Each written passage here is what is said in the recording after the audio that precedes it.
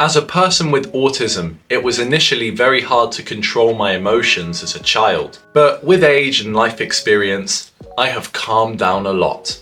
Now I much prefer listening to people in a conversation rather than being the talker, because I'm no gossiper. I'm more still like a rock when I'm in a conversation with someone. And this crucially allows me to learn more rather than speak more. Think about an egotistical, arrogant person who never blames themselves but rather blames the haters, trying to suggest what they can do better with their, let's say if they're a content creator, their content. If they're trying to explain a certain incident online and they get some of the details wrong, the commenters will tell them that they've got it wrong. But instead of taking that information and learning from what they've been suggested, they instead believe that they are right and only they can be right.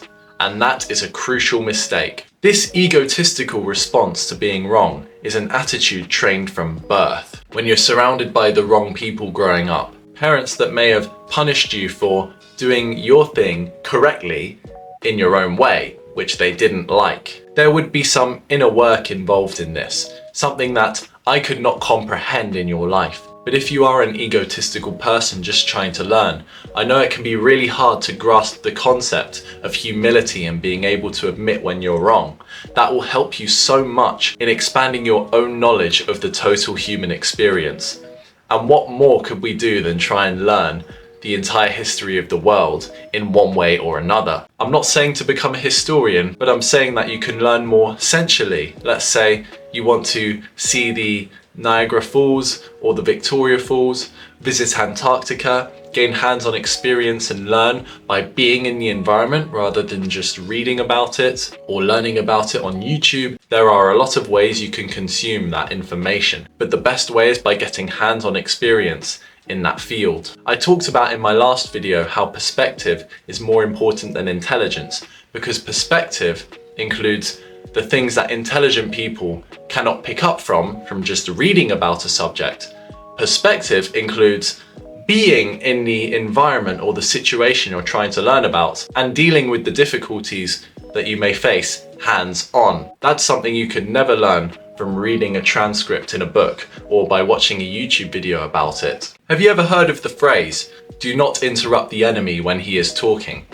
Because the enemy can reveal information about his formations or his intentions in a war context, which you can then pick up on, learn from, and then defeat them based on the information you just learnt about earlier. The calm, humble man will quietly listen in, absorbing the information and expanding his understanding of the total human experience in one way or another. Say when you first broke a glass as a kid, you would have been very stressed out. You wouldn't have been calm, you would have been the opposite. You would be like, how can I deal with this? I liked it so much. And you watch your father look at you and think, giving you that look that tells you that he's been through this situation 10, 20, 50, 100 times before. And he knows how futile that situation really is. He'll look at you, smirk and say, hey son, it doesn't matter, does it? In 1 week, you would have got a new glass and forgotten all about the old one. Being in that situation and waiting for that mini traumatic experience to pass, releasing all that trauma and pent up worry you feel inside of you, you add this to your catalogue of experiences and you become a lot calmer, knowing how futile the consequences of that situation really is. Think about it. You've done all you need. What else do you need to prove to people around you? Why should we try to convince the haters, those people who don't care about you, to listen to you? They don't want to listen to you. There's nothing you can do to win them back. They're just preying on your downfall for no reason. So, what's there to worry? There's nothing more you can do. Relax.